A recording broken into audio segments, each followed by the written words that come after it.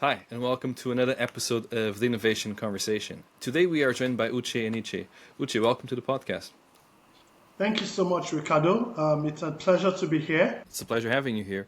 Uche, would you like to introduce yourself to the audience, please? Yeah, so Ricardo, I said to people that I wear so many hats, but at the core of me is a startup ecosystem development person. I professional, if you would. I am the convener of Startup South, which is a startup um, ecosystem advocacy organization, development and advocacy organization, focus well initially focusing on the south and the southeast of Nigeria, but I'm also the general partner at Rebell Capital, which is a venture capital firm focusing Mm-hmm. on Africa's emerging or what we call secondary cities, right? And then I also founded the South-South-East Angel Network, a group of professionals invested in founders in the South and Southeast of Nigeria. It's quite a lot to unravel there. How did you get started? This startup journey and also investing. So first off, I started as an entrepreneur. I started as a tech entrepreneur. I'm a tech Mm-hmm. enthusiast. I professionally I have communication background, from graphics to corporate communications to marketing communications, um, audio, visual, multimedia. I got into all of that, tried to build a business around that, and then ultimately saw a need to build, to champion the emergence of a startup ecosystem within my region of Mm-hmm. Nigeria. And then I got into that through Startup South, and that was 2015. And since then till now, we've been on that, and in along that journey, we are discovering other opportunities to create value, right? And that's how the South-South-East Angel Network was born, and that's Mm-hmm. also how the Rebel Seed Capital was also born, right? But that doesn't stop me from continuing in supporting founders and helping them refine their ideas and taking them, you know, helping them scale basically. So that's basically what I try to do Mm-hmm. at the core. How well developed was Nigeria's ecosystem in terms of startups? Was it something that people were aware how everything worked, or was this just starting out when you started out in 2015? So up until so how well developed is Nigeria startup ecosystem? That's the question, obviously, right? Mm-hmm. So up until 2 years ago, right, Nigeria received almost 50 to 60%, if not more, of the funding, that comes into the startup ecosystem in Africa. So that tells you something about the country, right? Mm-hmm. So only about 2 years ago, 2023 and up to 2024, that Nigeria has fallen behind countries like Egypt and Kenya in terms of the amount of funding that comes into Nigeria for startups, right? Mm-hmm. Um, Now, that gives you an idea. So, but the truth is, just to blow your mind, the truth is that whatever it is that you have going on in Nigeria is only what is reported, because there is a lot more going on that is not reported in terms of the startup ecosystem. Because a lot of what you hear, a lot of what is done is mostly in the Lagos area, right? But Mm-hmm. Nigeria has several advanced cities, if you would, because it's a country of over 200 million people, Mm-hmm. and we operate, regions, right? We have 6 regions, and we have states, about 36 states plus the capital, right? So in each of this region, like the South has 6 states, Southeast has 6 states. Combined, those two regions are 60 million people, right? 60 million people. If they were to be a country, they would be I think they would be the fourth or the fifth largest country in Africa. Only, I think after Ethiopia or so, right? That's how big, and I'm talking about just two regions out of in Nigeria. Okay, Yeah. so not to talk about the entire country, right? Lagos alone has 20. Lagos is a state. Lagos alone has 20 million people. I'm sure that could begin to give you an idea. You're based in Europe, right? I'm sure Yeah. you know a lot of countries that this region alone is way bigger than. Okay, Yeah. Hmm. so that's an idea of what's going on, and that's an idea of the opportunity that exists in Nigeria as a country. Is there, in terms of the legal system, is there any government support for investors to actually invest in startups, or how is it done? For example, in UK, there's things like the SCIS scheme that actually helps quite a lot of startups get funding, and reduces the exposure of investors to risk. Does the same apply in Nigeria, or not really? Yeah, so yes, it's still in its infancy, but Hmm. yet the support is already is coming on. The Nigerian Startup Act was passed 2 years ago. Yeah, let's up over 2 years ago, and in that act has some support and some incentive for investors to invest in startups within Nigeria, right? So that act is currently that's a law, right? It's currently Hmm. undergoing the implementation processes. Okay, so obviously it didn't used to be there, but Hmm. now it is. We're beginning to have that, and so I'm sure by the time the law takes effect, there will be a lot of support. But that notwithstanding, the different state governments are doing a lot, including the federal government, right? They are doing so much to actually support and encourage. Um, they are doing so much to encourage, the what's it called? To encourage investment into the startup space and into the technology space. So, what do you think are the biggest challenges for a startup in Nigeria? So, when it comes to biggest challenges, obviously, I don't like to talk about challenges in themselves, right? Because, as you know, challenges are opportunities, right? Yeah. Depending on how you look at it, right? So, however, when it comes to challenges, you know, mostly what people will tell you would be um, number one is there is too much fragmentation, right? In terms of jurisdiction, right? Yes, we operate a federal system, and then the regional or the sub national government. Um, Hmm. there will always be that tension between what the federal government is doing and what the subnational is doing. Of course, there's also this inconsistency in policies, right? Those are some of the challenges, but I don't think those challenges are, peculiar to Nigeria. I'm Hmm. sure they also exist in different other, other different other places. But Yeah. I think what is important is that a lot is already being done, to streamline some of those issues and make it easier for people, to get involved in the ecosystem. But of course, if you ask founders, right, founders will tell you that their biggest challenge is funding, right, Hmm. and that's to be expected. That's to be expected, right? So, yeah, so like almost everywhere else, funding is still a challenge. Maybe it's even a bit more challenge in Nigeria and by extension Africa compared to Europe and the rest of the West, right? But yes, those are still issues. So where do the main investors that invest in Nigerian startups come from? Are they all local, just from Nigeria, or you actually have people coming in from other countries in Africa or outside of Africa as well? Repeat that question again.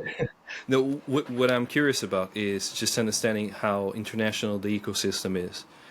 In Europe, it's very common for startups to get investment from other countries in Europe, for investors to be based in other countries in Europe and then to invest locally. And I'm wondering if it's the same case in Nigeria. Do you also have investors coming in, I don't know, from South Africa or Egypt, for example? Or is it very much an enclosed ecosystem? Okay, so I think that's an interesting question, right? Um, yeah, at the moment, much more of the investors still come from, Silicon Valley, right, outside Hmm. of Africa, right? However, Nigeria is one of those countries in Africa where you have a large and growing pool of local investors getting involved in the startup ecosystem, right? Hmm. So I think that our investment space is becoming very busy and active, right? It's one of the most, if not, well, maybe outside of South Africa, it's one of the most active, you know, but it's still not where we want it to be. We basically we want to see a lot more local presence in the investment on the investment side, right? Because I believe that the local fund would would do more to attract the better foreign funds, in my opinion. So Hmm. that's why we would want to see more local investors, show up and get involved. So what would you change when it comes to investment? Just trying to get What more foreigners to invest? what would I change? Yeah. No, no, no, no. I would want to see a stronger mix, right? There will always be that important for the foreign investors to come because of the global exposure and the additional impact on possibility exit potential, right? Hmm. Um, so what I mean, I know that a number of people would argue that your economy should actually develop to the point where exit should happen naturally within the economy, right? But and I agree with them, but you should also realize that we we have been preached or we have been sold globalization, right? And so, if it makes a lot of sense to get more money by selling globally, why not? Yeah. Right? So in that sense, I would want to see a stronger mix. I want to see a stronger local um, investor ecosystem, and standing side by side with a stronger foreign investor ecosystem. So that's what I would like to see. Okay, that makes sense. And actually, if you think about it, when you have a startup and you're able to sell it internationally, you're like, why wouldn't you buy shares in a Nigerian company? It's such a huge market, right? It just makes good sense, good business sense as well. Plus, it's a growing economy. We know it's going to increase the population, so well, it just makes perfect sense. What do you think? It's always a tricky one. In terms of the education system in Nigeria, do you think are they teaching people how to be entrepreneurs, or is this something that's very much self-taught? You pick up a couple of books, or you just go for it. Okay, so Ricardo, that's you're touching a very sore point, right? But Okay. to be honest, things are changing. Mm-hmm. Um, it didn't used to be the educational system is a bit antiquated, right? Um, but things are changing. We just got a curriculum refresh, Mm-hmm. and where first and foremost, the computer science, for instance, computer science has been restructured. The computer science program in Nigeria has been restructured. So now you have specific um, courses that are related to, say, artificial intelligence, software development, and things like that, as opposed to lumping all of them into computer science before now, right? So that's one win, and that's something that a lot of people have had to fight for a long time, right? In terms of entrepreneurship education, what is still being taught is not what we would love to see taught, right? And so that's where a lot of the hubs, innovation hubs, are actually making up for that gap. So there's a lot going on in the innovation hub ecosystem because they are making up for the gap, that exists in the space, in our educational space. Interesting. And are these hubs supported by each local government, or are they part of the federal government? How are they supported? It's a mix. Sorry, it's actually a mix, right? There is before now there is no active government support for the ecosystem, for the innovation ecosystem, right? So a lot of what has happened in the innovation ecosystem has been has been privately driven, right? There's a lot of conversations around the government getting involved, and the current minister for federal for communication and digital innovation and digital economy happens to be someone who used to be in the startup ecosystem. In fact, he founded the first innovation hub in Nigeria, right? And so Okay. now the minister, and a lot of us are actually expecting so much to change, for so much to change. Um, and to be honest, he's doing. I mean, he's doing quite a lot, right? But it would seem that the ecosystem, considering all the years of lack of support or inactivity from the government side, um, I don't think the ecosystem, feels that he's doing so much, right? Because it will seem like, I mean, and this is me giving some of the feelers that I get from being part of the ecosystem, right?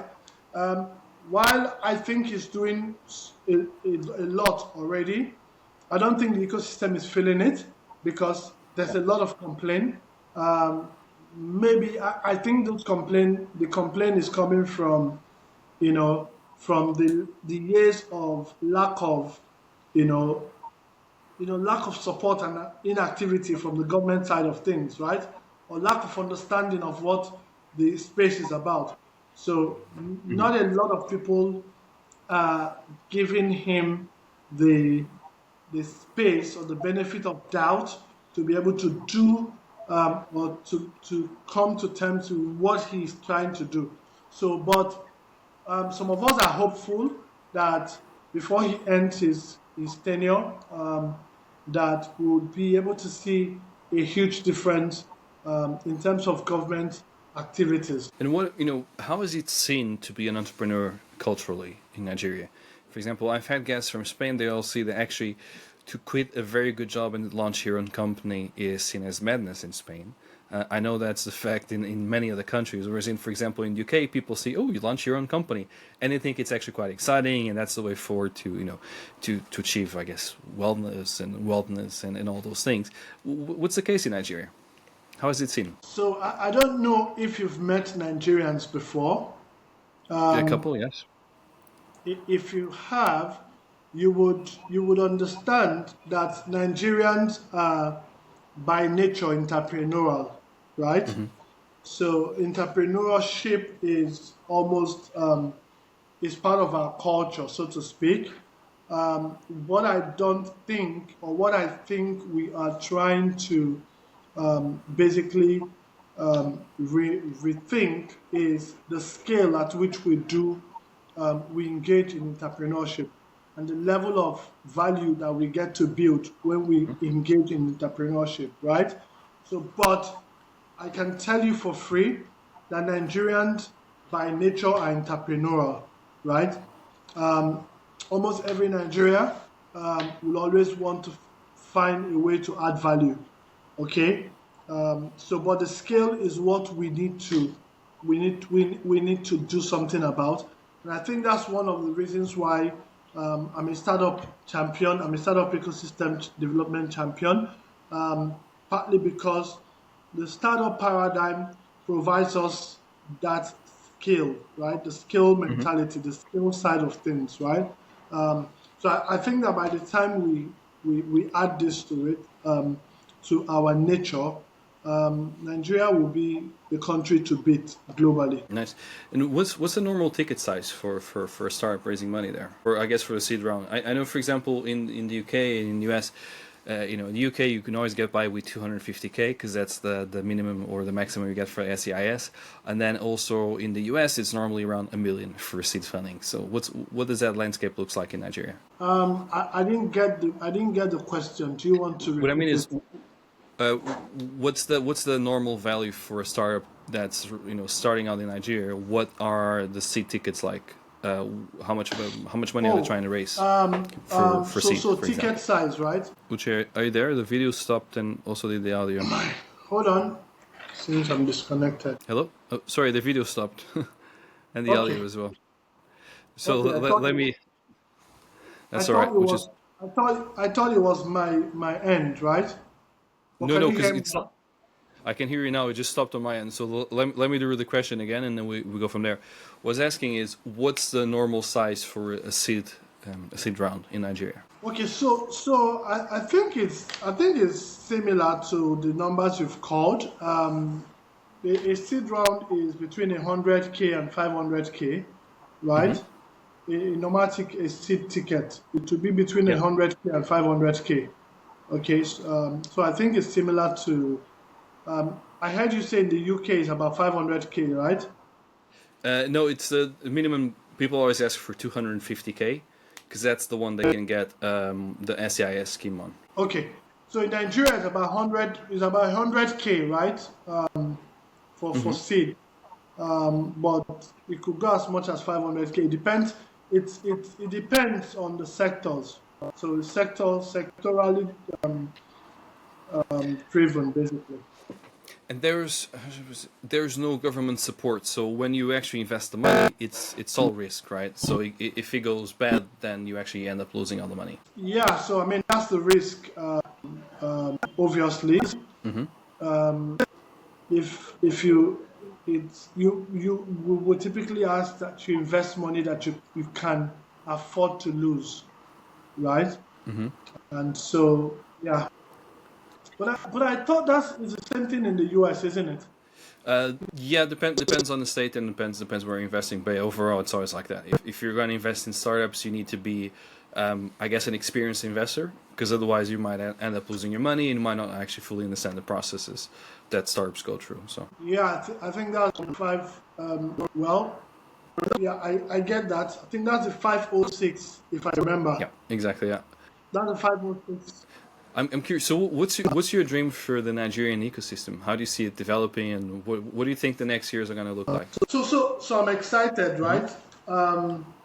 So I'm excited about the future of the Nigerian ecosystem, and part of that excitement is because I know that a lot of other cities are coming online.